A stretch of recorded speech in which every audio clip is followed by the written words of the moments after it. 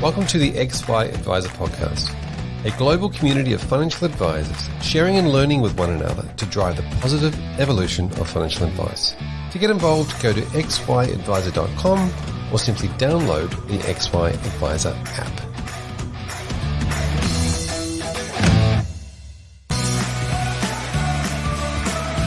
Hub24 is on a mission to empower advisors to deliver better financial futures for their clients. They are dedicated to customer service excellence and delivering innovative product solutions that create value for advisors and their clients. These are just some of the reasons why advisors rate them number one for overall satisfaction and why their managed portfolio solution has been rated best in market 5 years running. Hub24 believes nothing happens in isolation. So they're working together with advisors, licensees, and industry leaders to leverage their data and technology expertise to help solve key challenges in the delivery of financial advice, so more Australians can access cost-effective advice.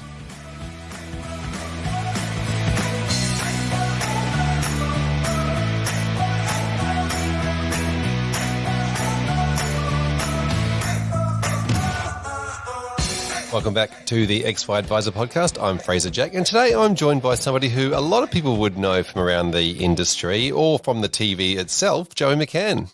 Hey Fraser, happy to be here with the XY crew today. Thanks for having me.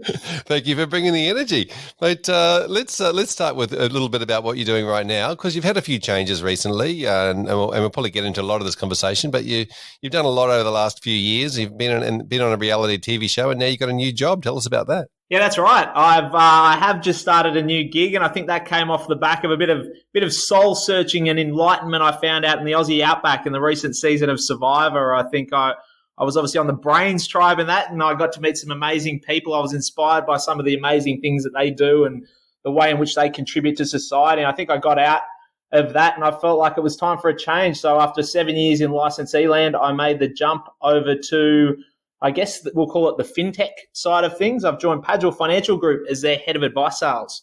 Fantastic. Now, that's not an unusual place for you, which we'll probably get into a bit later in the conversation, but you've, technology has sort of been in your blood for some time. Oh, definitely. Look, I think for me, technology it's what's going to change this game. I think the advice game, look, it's, at the end of the day, there's so many challenges the advisors out there are facing today, but I think technology and like intuitive technology that actually helps them do what they do best, and that's, highlight the value of advice to their clients, I think is key. But also, another big component of what we do, it's sort of combining that really great technology with smart people.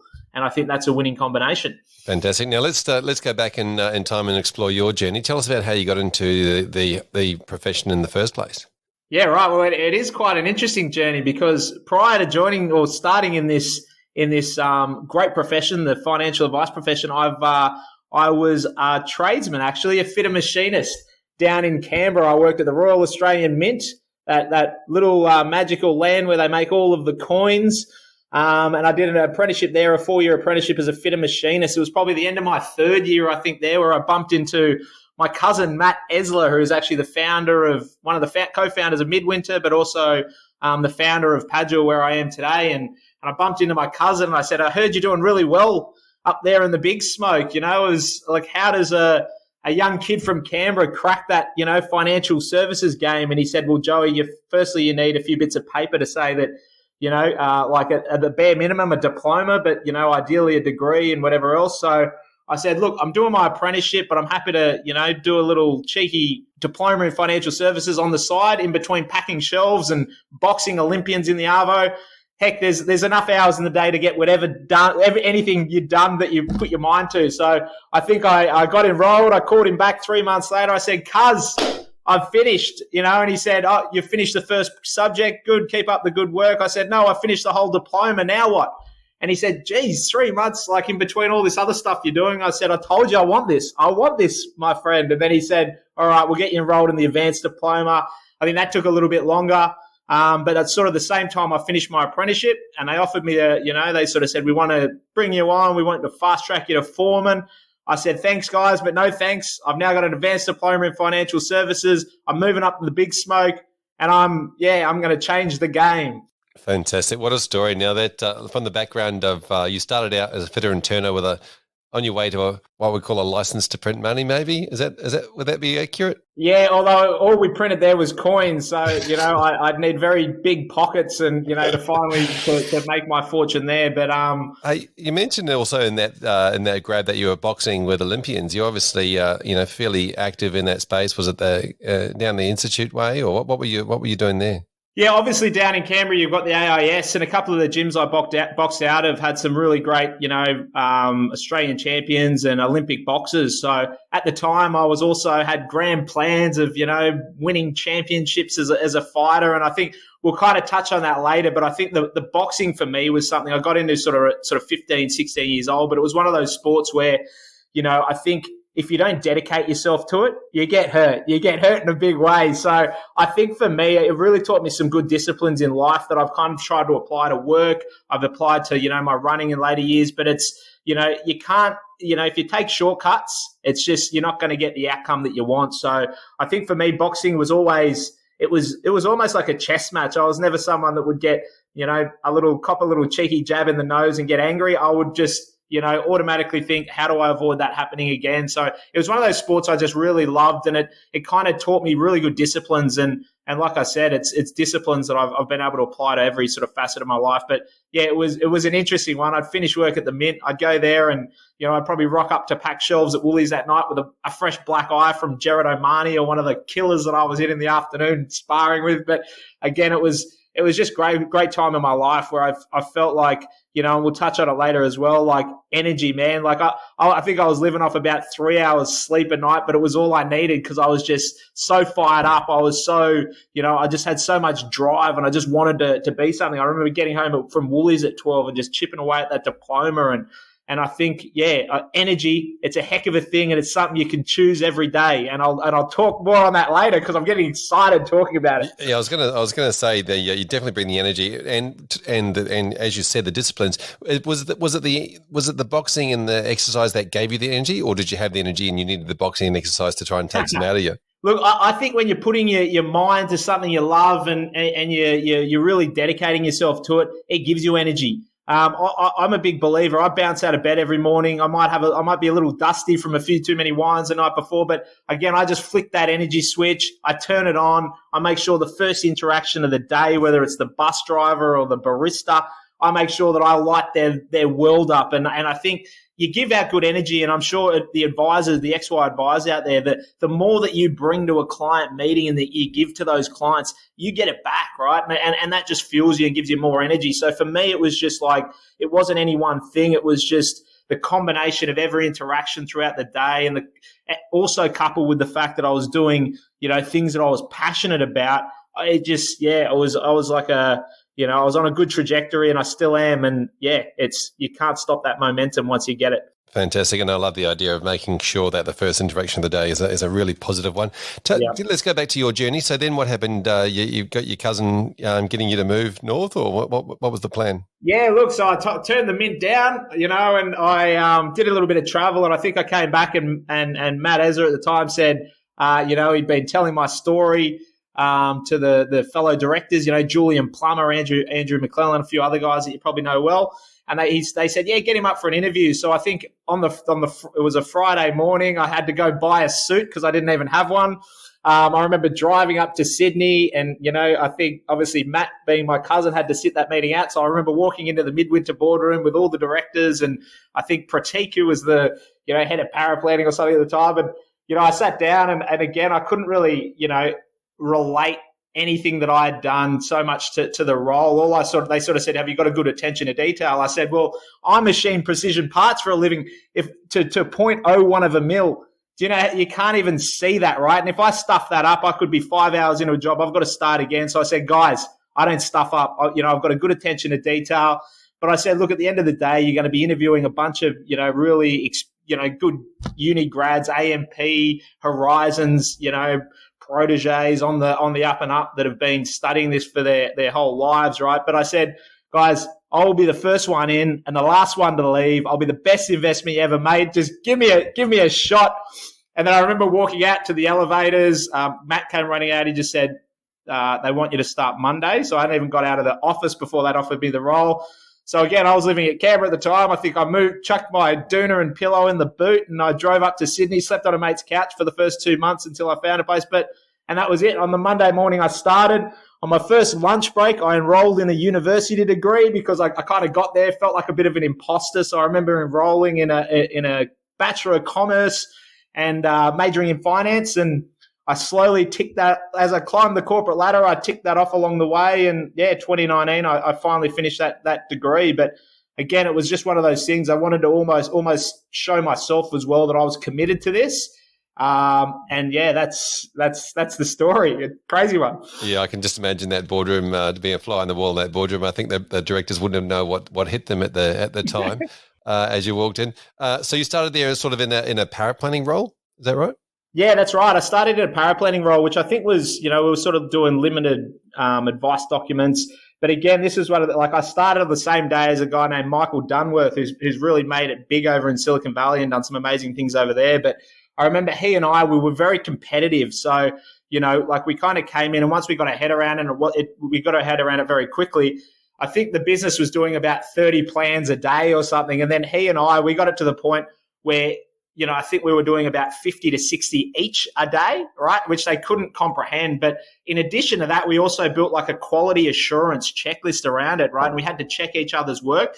And we had a tally board. And if I pinged him for something wrong, I'd take great pleasure in drawing up a little, blotch on the whiteboard. So, what we actually ended up building was this really good, quality assurance kind of process. But at the same time, we were so productive because we were just too competitive. Like, we'd only have 5-minute lunch breaks because we just wanted to beat each other. I would get in at 7 a.m. and he'd already be there. And I'd be like, oh, you're ready to go home today? It'd be almost 7 p.m. or something. And we'd just still be there punching out plans. And I think the directors on our first lunch break, our first drinks together, I think Julian just gave us the black credit card and said, guys, go and order whatever you want. And I think Michael, might have ordered two shots of $80 tequila or something. So yeah, but anyway, it was good times, but it was also like a good opportunity for me to really start to get my head around the whole advice process piece. I think paraplanning is a great place to start in the industry.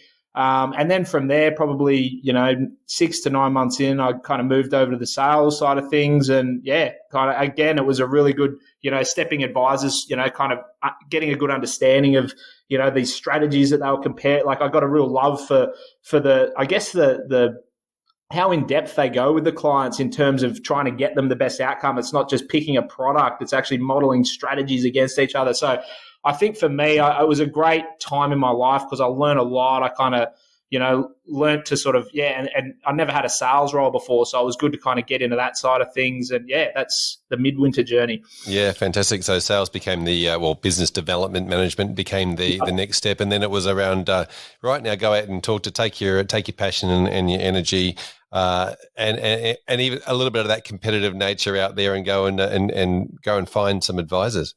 Yeah, that's right. And I think that's the thing. Like, I remember going through, calling these big spreadsheets of advisors. And again, it almost became like not a game, but it was just, it was part of the job. And, you got to, those cold calls, it's like you just got to, these is what young guys in the sales kind of environment need to get their head around, is that you've got to make those calls. You're going to have some very uncomfortable ones at times, but, you get the hang of it, over time. And, I'd love to listen to a few of my calls back. It'd be very, very embarrassing, I think, like me, blubbering my way through trying to get that meeting. But, again, it's just been like sales, or, I know some people don't like that word, but at the end of the day, like, the whole advice game, you are selling yourself. You're selling what you do. You've got to be passionate about it, but you also got to be, I think, hungry. If you want to grow and you want success, you've got to stay hungry, and you've got to, surround yourself with people that are going to kind of maintain that hunger as well in you. Yeah, fantastic. There's a lot of it. That is summed up with attitude, I guess. Tell us about your next step after that. Yeah. So from there, I took a role over at Morningstar Investment Management at the time. I think it was Ibbotson Associates, but that role was very much, it was separately managed accounts, or SMAs. It just kind of became the new flavor of the month, and we had a diversified set that, again, was taking out to the market. I was actually, I think, Morningstar Investment Management's first ever secondment. So actually part of the role, like I learned the SMA story, and then I actually went over to Total Financial Solutions, Account Plus licensee, and, kind of worked out of their head office and kind of took that out. And this was back when the licensees, part of their proposition was, and part of their, key source of revenue was, white labeled products that they'd get a good rate for the advisor and client on, but they'd also, there would be a margin involved. So, but anyway, but I think at the end of that first year, Total Financial Solutions offered me a role. And I think for me, it was licensee land. It really appealed to me. Like at the end of the day, a license, what is it offering? It's offering an advisor, a license to trade. But I think, I saw it as so much more than that. I saw it as one big family. Like you're almost licensee working hand in hand with the advisor, trying to, obviously we're working to help them get the best outcome for their clients. But I just love the camaraderie and the community. I think that's what really drew me to licensee land. And yeah, I spent 7 years in that environment and I loved every minute of it. Yeah, fantastic. What's I think you sort of brought the teamwork aspect to it. Everybody's in the same boat. Everybody's trying to work together. What were some of your key learnings in that licensee space? Yeah, I think for me, it's that no firm, I look, every firm and every advisor is, a different way of doing things. And, I think as a licensee, it's, you can't get fall into that trap of just, providing a one size fits all solution. So as my time as a practice development manager, I would try to, tailor, and I guess my proposition or what I was offering, for, in terms of servicing the businesses, I try to tailor that to definitely help them meet the needs of their clients. And whether it be, different technologies that they wanted to integrate in their business, it could be helping them out with the people side of things.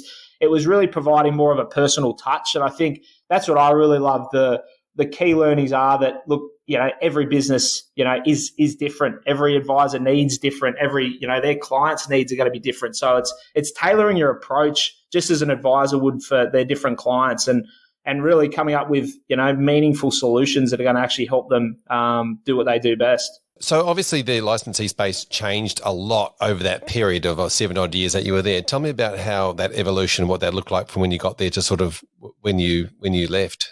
Yeah, well, look, as I mentioned that, there was licensees definitely had a lot of sources of revenue that, typically through product that would really prop up their balance sheet and ensure that, that they could throw resources at, I guess, supporting the advisors. And again, a lot of the, you look at advisor fees 5 years ago versus today, or even 3 years versus today, as those product subsidies have ended, and licensees have moved to that cleaner operating model, you've really seen, obviously the cost to the business, the advice firm, increase dramatically, which again has been, it's a tough conundrum for licensees because obviously you've got this revenue stopping, you've got to, push it, increase the advisor fees, but it's also hard to throw additional resources at, key personnel that are going to help these firms because again, there's just not a whole lot of, revenue available to licensees as there was. It's really, you look at the levers, it's licensee fees and there's not a whole lot else, right? Like if you're moving away to that clean model.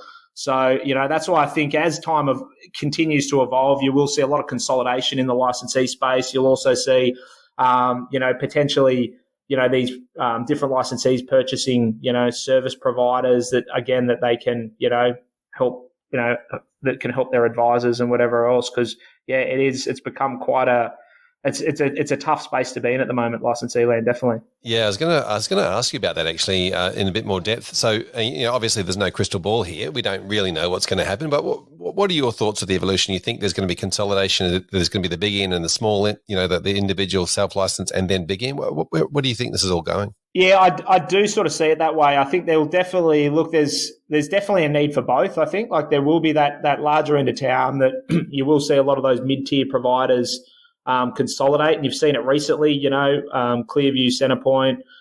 You'll see a lot more of this. Century and Wealth Today and others. But there's definitely always going to be a space for that. unique kind of boutique that does want to, I guess, control their own identity to a certain extent And I guess they want a bit more freedom in what they do. The bigger you get, the harder it gets, because you've got to, at the end of the day, you've got a license to protect. So, the compliance kind of frameworks that you've got in place you've got to ensure that you're covering all your bases. So that's why, again, you've seen, these documents, just become bigger and bigger. And the time it takes to get advice out the door has actually increased probably since the time I've got here, right? Which is crazy to think. The phone I had when I started in this industry to the phone I've got today, and then you look at the time it takes to produce advice when I started at Midwinter to today, it hasn't really changed. So that was kind of also one of the real precursors to what drew me to PADUA. I wanted to be at the forefront of that change and really be a part of a business that's going to move that dial, because it's, like I said, it's the technology, it's that flow of client data from existing CRMs into your fact finds, into your advice request forms, but then it's having a really good quality kind of team there to support you. So I think for me, it kind of covered all the bases, and I really think that for the typical advisor out there, I saw the advisor ratings, kind of the numbers, it's, they're 48 years old, they've got 103 clients or something, and charging on average 4,000 per client recurring. You look at that 400 plus grand per advisor, there's not a whole, like if I think they're paying themselves a salary of 130 on average. And then you look at, there might be a support person, you've got your licensee costs, your business overheads, and potentially a paraplanner. Like, there's just no margin in there. There's no profit margin. So I think for me, the firm of the future will outsource. They will embrace technology, because I think you've got to, based on those metrics, it's the only way that you are going to make a profit. But I think if you do it the right way, and, you've got a good kind of support around you for doing that, I think you definitely can. Yeah, fantastic. I love the attitude, or your attitude in like trying to save the world. It's like, how do we save the world? There's all these problems. How do we solve them? Just, I want to go back a little step. Now, over the last few years, you've obviously, you mentioned you're doing your boxing on the side when you were younger, but you sort of turned that to distance running. Talk to us about that. Yeah, look, probably about a year after I think I started at Midwinter, obviously I tried to continue the boxing when I moved to Sydney, but it was a bit hard because I was, obviously staying back so late, trying to complete the most plans every day. So actually I just sort of fell into running. Like, I always kind of did a bit of running to keep fit for boxing. I remember coming into work one day in Midwinter, I think I turned to my colleague Retta. I said, Retta, I ran 12 Ks on the weekend. I know because I ran it and then I drove around it to measure, and he said, oh, you should do a half marathon. I was like, what the heck's a half marathon? And he's like, I think it's 21 Ks. So anyway, I Googled, next Sydney half marathon, and the M7 Cities Marathon, which is this, lovely scenic run along the M7 highway in Sydney. But I thought, why register for the half when you can register for the full? So I think I had 4 weeks to prepare. Boom, registered. I think I did one 18K run in the lead up to that. But again, I'm a big believer in biting off more than you can swallow and chewing like crazy. So I rocked up to the start line of that in my Tiger Beer singlet and board shorts. And, I think I had the biggest smile anyone could have ever had. Like, I just sort of went through the motions, and all of a sudden I'm racing a marathon, and I've I kept pinching myself. I'm like, I'm running a marathon. I'm feeling good till about 32 Ks. The wheels fell off. I think every kilometre from there felt like 10, but I still got it done in about 3 hours 51. I couldn't walk for a few weeks afterwards. But I thought to myself, like I said, I'll never do that again at the finish line. But then a couple of weeks later, as I started to be able to walk again, I thought, you know what? If I actually train for one of these and put in a bit more effort, I could bring that time down significantly. So I think a few weeks after that, I'm registered for the Sydney Marathon. I do Melbourne a couple of weeks after that. But then I read this book that changed my life. It was called Ultra Marathon Man, which, I thought marathons were the biggest, baddest things that anyone could do. And I read about this guy doing 100-mile races in America and, ordering pizzas on his long training runs to meet him at intersections and all of this sort of thing. And I thought, this guy's cool. I want to be more like this guy. So I think I Googled that afternoon, ultra marathons in Australia. And 2 weeks later, there was one from, I think, Cairns to Port Douglas. So I found myself racing through the Daintree Rainforest, about 85 Ks or something, whatever that was. And then I was hooked. Like, that hurt like hell. But I thought, this is, I think what I loved about it was, yes, people think, oh, it's, how does your body handle it? It's not your body in an ultra marathon or even a marathon. It's your mind, right? And it doesn't matter how fit you are. At 30 Ks, you've burnt your glycogen stores or whatever they are, and yet you hurt. Everything starts hurting. But I think it's your ability to deal with that pain and processing it away. And like, for me, I just smile. I smile out there until I actually believe I'm having fun. And I think so. I finished that race. The next thing I was Googling was world's toughest ultra marathons, and I'm registered, straight away. I pay the deposit to race 250 kilometers, self-supported across the Sahara Desert, the hottest place on earth. So that's kind of how it began. And I haven't stopped. I've raced, deserts, jungles, 250, we're talking 250, 300 kilometer races, mountains of India.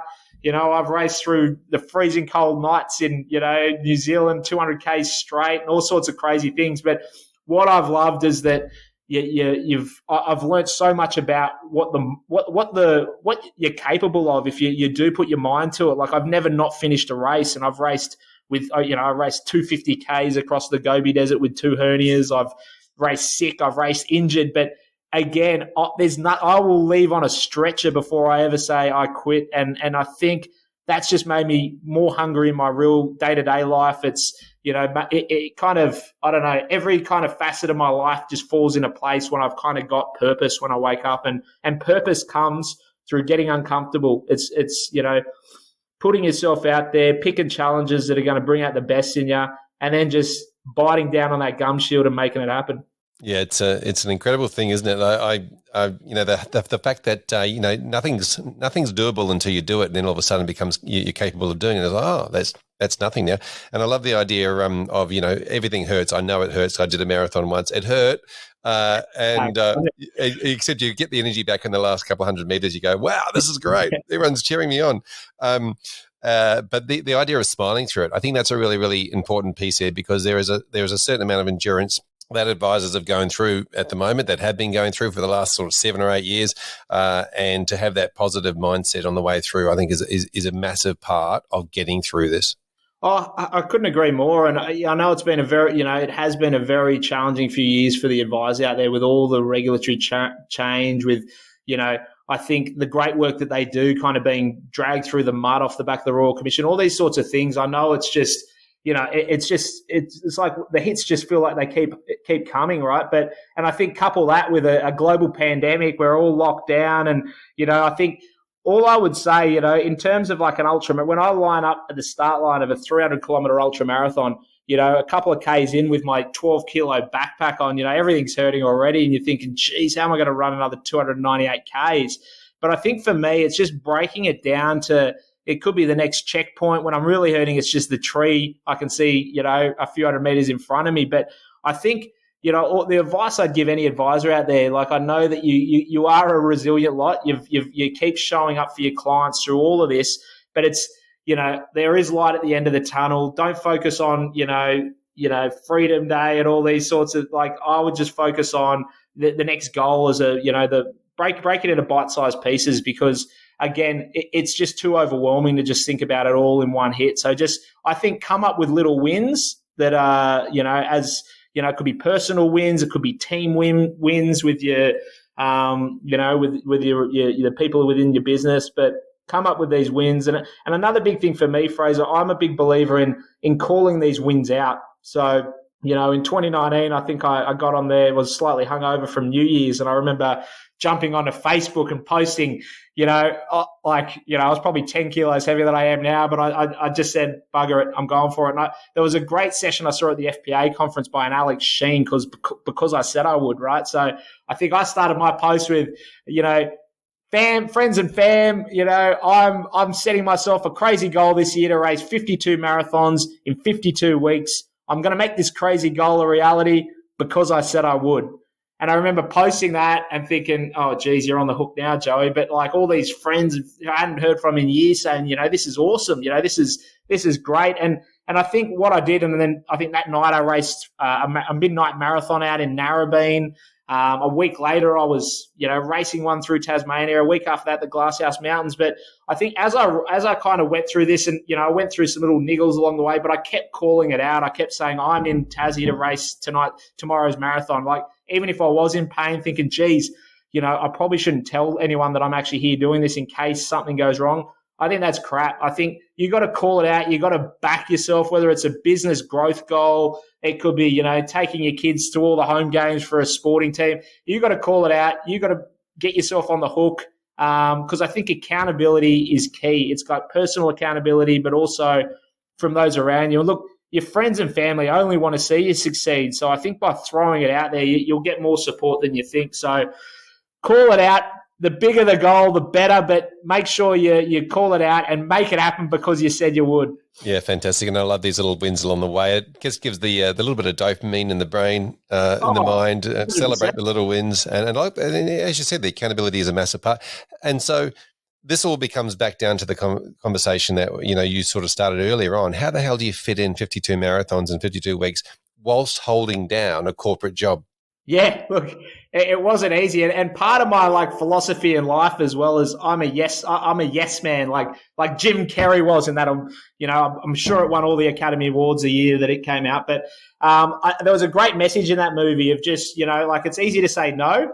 I sort of set this goal to do 50, but I also to do 52 marathons, but I was also not going to change my normal philosophy of saying yes. So it did come back to bite me a few times. I did race a few of those marathons hungover, but I think by doing living my normal life and not putting, certain lifestyle, my unusual lifestyle and the things that made me happy on hold to do another goal meant that, yes, I was bloody exhausted some days. But again, when you're kind of happy and you're living in the moment and you're choosing the right energy, it all kind of worked out. So in terms of training, I think when you're racing most weekends, you don't need to do a whole lot of training. I typically squeeze my training in. I'll run into the city. So I'll have my backpack on with my, suit pants and shirt. I've got a few jackets at the office and I'll just run into the gym, have a shower, a little session up to the office. So my usual commute from North Bondi is it's probably about the same time, me running as opposed to the, jumping on the 333 and the train in. So it's about, squeezing things in, within your own, rhythm and routine. It's getting smarter the way you do things, and the way you can squeeze things in. If it means getting up a little bit earlier to just have a bit of you time, I think you can't overlook that, because if you're just going through the motions every day, if you're just working within your business and it's just going to feel like a grind and a tough slog, and you will be like that hamster in the wheel. You're not going to get anywhere. You're going to just go round in circles. So my biggest advice to anyone out there is just make sure and it could be a 10-minute meditation in the morning. It could be just, a walk with the dog.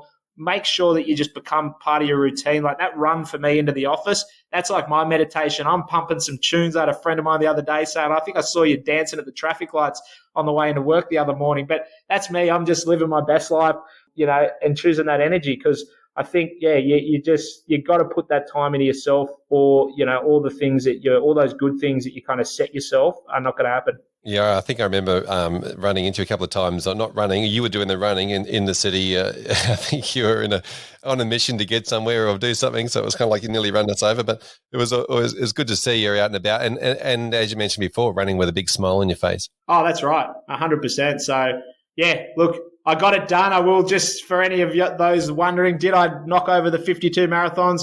Well, I only needed 38 weeks in the end to make that crazy goal a reality. I actually did. I went over to Europe, which kind of fast-tracked my plans. I did 10 I had a cousin's wedding, but I thought, while I'm over there for my cousin's wedding in Oxford, I'm going to do 10 marathons in 10 days in Italy. And then I did about another 6 or 7 around the UK after the wedding.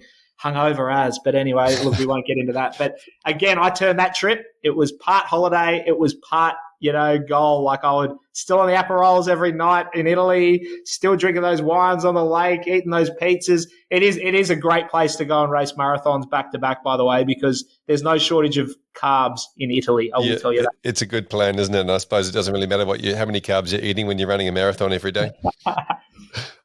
Tell us about, how many marathons did you actually get in the calendar year? I did 58. Look, I think I could have definitely done a lot more, but I think once I ticked it off, I thought, it's the weather's a bit nicer than usual. I'm just going to enjoy myself and do the odd one here and there. But I think 58, I can definitely outdo that. And once the world opens up again, you better, but maybe 100 in a year I might go for next. Why not? You better write a book about it. Hey, I want to talk about something that you did more recently when it comes to, you managed to get onto a series of Survivor. Yes, I did.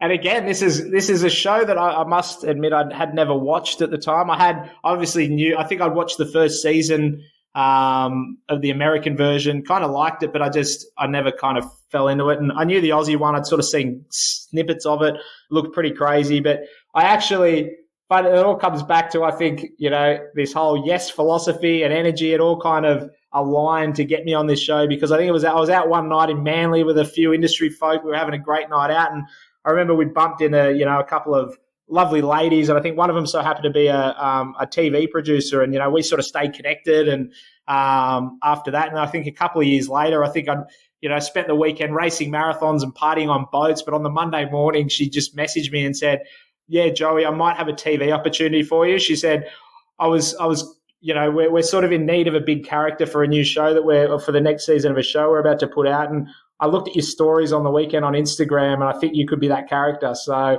I got the call up. I went and sat down with the executive producer. And again, it was like the midwinter interview all over again. It was just like, I don't know anything about this show, but give me a shot and I will, blow that thing up. I'll have a great time and I'll bring the energy and have, I'll, have some fun with it. And got the call up. And next thing you know, I'm self-isolating in Townsville for 2 weeks prior to the shoot. Fantastic. And tell us about that experience. The self-isolation, or just the fact that you're up there. It's an experience. Everything's new. Everything's brand new for you. You don't know what's coming, and anything could happen. Tell us about that. Yeah, again, it was such a foreign kind of environment to be in, and it was one of the in these. I actually am very comfortable in these situations. I feel like this is where you're growing as a person, when you are uncomfortable, when you're out of your normal rhythm and routine, when you get dropped into something that's very foreign. This is where you grow as a person. So for me, it was cool. I think it was just like the show. Like, I think I watched one season of the show leading up to it, so I had a bit of an idea of kind of the mechanics of the game. But let me tell you, it is a brutal environment. So they literally just dumped us out on this big patch of dirt. There's trees and stuff around, and then it's like, all right, guys, you've got a change of clothes. I think we had 5 additional items we could bring other than the clothes on our back.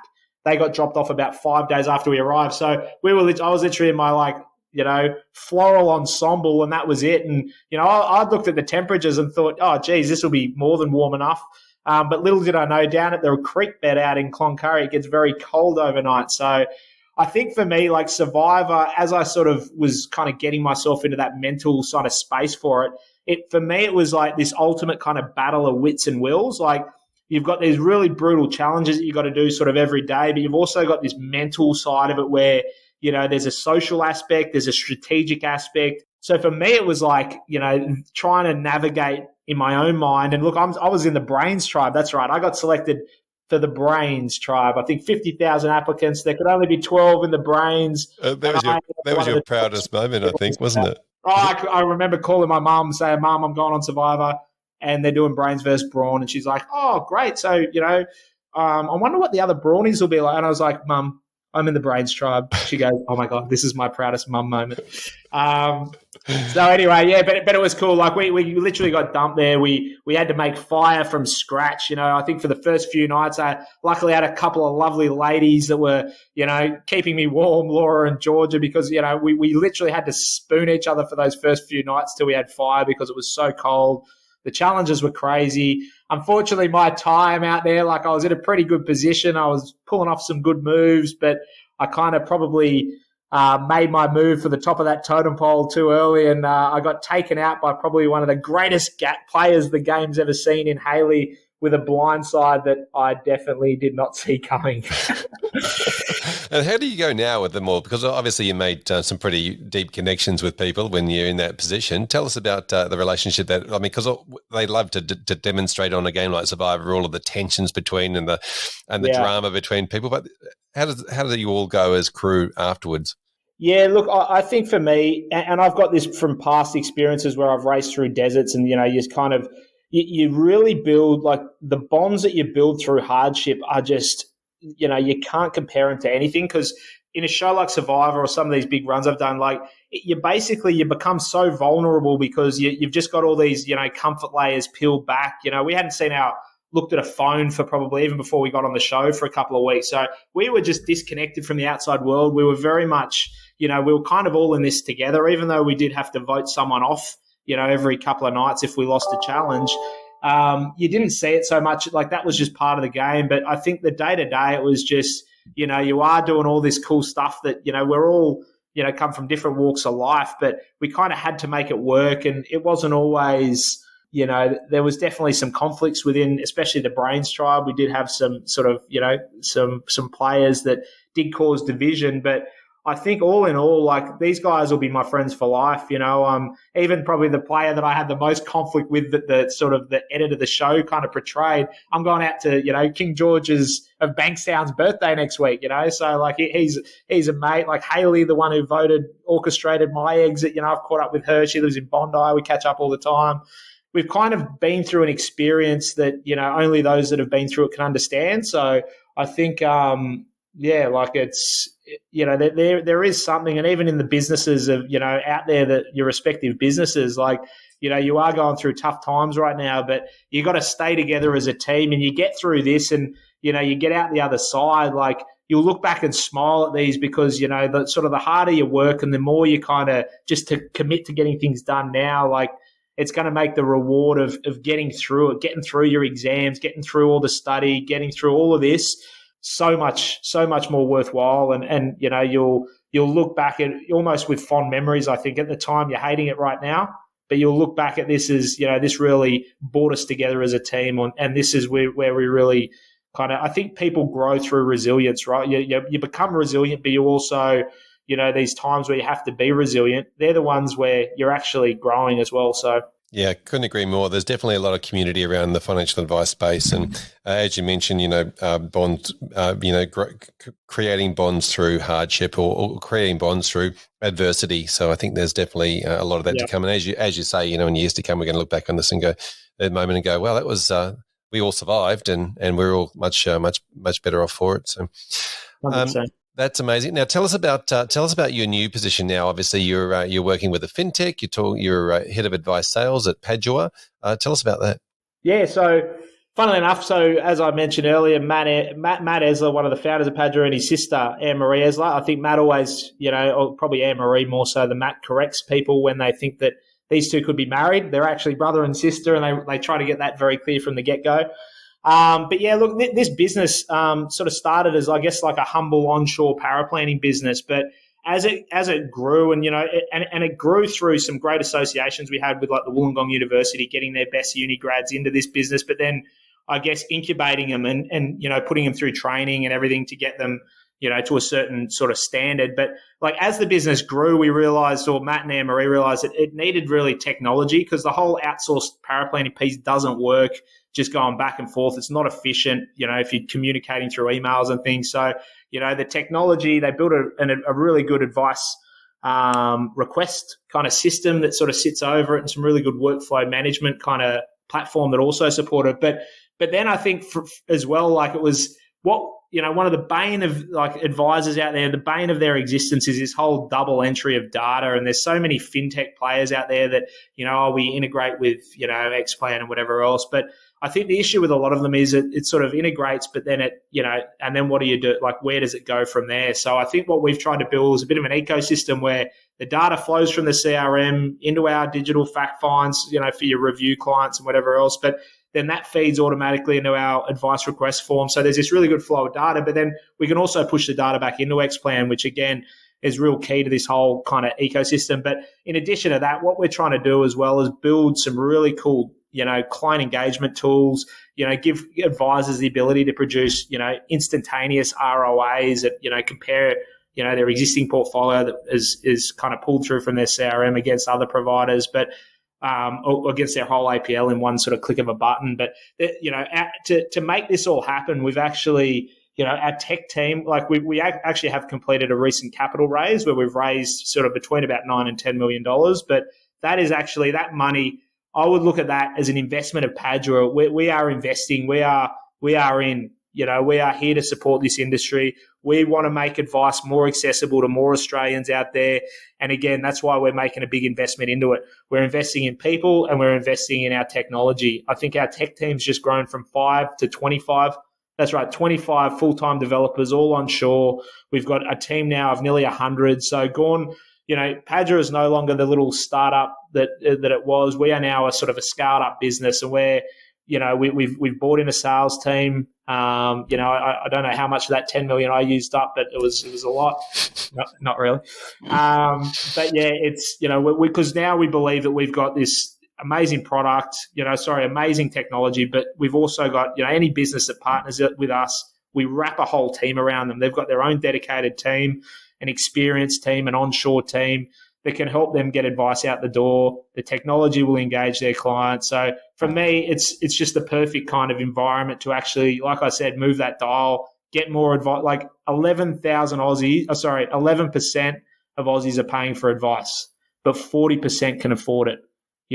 Which is crazy. That 11%'s come down from 12% as we've seen advisors exit the industry and cull C and D clients, which is crazy, right? So I think what we're trying to do, we want to start really eating into that 40%. We want to get that as close to, any Australian that can afford advice is getting advice out there. And again, it's good people supporting the firms and it's good technology. And that's why I joined PADUA. Yeah, fantastic. Not only that, it's, a good family business, but not only a family business, your family, part of your family, because their cousins are yours. Do you feel like this is like the full circle for you? Because it's sort of Matt got you into the industry and now. Oh, 100%. It's it's a great way to look at it. And I think, I do sort of see this as a big sort of family business to a certain extent. But I feel like I have done the full circle. Like Matt brought me into this game and I've kind of been on my own journey. And now I've come back with all those sort of skills and knowledge I've learned, along the journey. And now I'm back and I'm, ready to really put in the hard yards for them and take this business to what I think it could be, which is the imminent outsourced tech-driven power planning company in Australia. Fantastic. Now, PADUA, PADUA, what does that stand for? Is it stand for anything, or is it where did that name come from? So again, it is a family business, and it actually the name came about. So Matt and Anne-Marie's late brother. Anthony was actually my age at the time, passed away sadly in 2002. So being the son of good Roman Catholics, he was actually named after St. Anthony of Padua, which is over in Italy. So that's how the name PADUA came about. I think the first big workflow tracking module that we built was Roma. All roads lead to Rome. And as we've sort of built out the tech, we've got, look, I will be honest. Our marketing team, which was probably Matt at the time, lacked any kind of imagination. So what he actually started doing was just Googling Italian cities, I think, and he's just picked them off. Sorrento is our digital fact find, which feeds into Capri, our client fact find. Palermo's our product comparison tool. Sienna's our strategy. So again, if you'll look at this thing and think, who are am I booking a holiday or coming up with a good solution that's going to help my business? Look, we're the latter for sure. But yeah, it does get maybe a little confusing at times. Yeah, I'm looking forward to Pisa coming out. I can't wait for that one. Hey, Joey, thanks for catching up today. How can people get hold of you if they want to continue the conversation with you or find out a bit more about what you're doing there? Yeah, look, I'd love to talk to anyone, any of the XY crew out there. Again, we're trying to build a really good community over at PADUA. We love, a big believers in the great sort of, I guess, the positive kind of environment that you've created here around advisors supporting advisors. So we definitely want to be a partner of as many of you that need it as we can. My details are available on our website, padua.com.au. Otherwise, you can just call me on my mobile, 0423 946 439. I'd love to hear from you. I'm a people person. I love talking to other people, as I know most of the advisors out there are. So give me a call. I'm not shy. I'd love to hear you on the other end. But yeah, look, again, we're doing some amazing things that, and I really believe in the direction we're heading and how much support we can bring. Brilliant. Now, you're also on LinkedIn under Joey McCann. It was Joe, Joe, you're now Joey, McCann, McCann. Yeah, I'm leveraging my reality, stardom or my 15 minutes. I'm now known as, anyone out there who knew me as Joe McCann, he's dead. It's now Joey McCann. You can find me on Instagram, I'm baby Joey McCann. Don't even get me started on that one. But yeah, Instagram, I am Joey McCann. Drop me a little note on there as well. But yeah, look, I'd love to hear from you. Bring Fantastic. it on, Joey, thanks for bringing the energy. Love chatting to you and appreciate your time today. Thanks, Fraser. Thanks, XY Advisor. In the words of the great Jeff Fennick, I love yous all.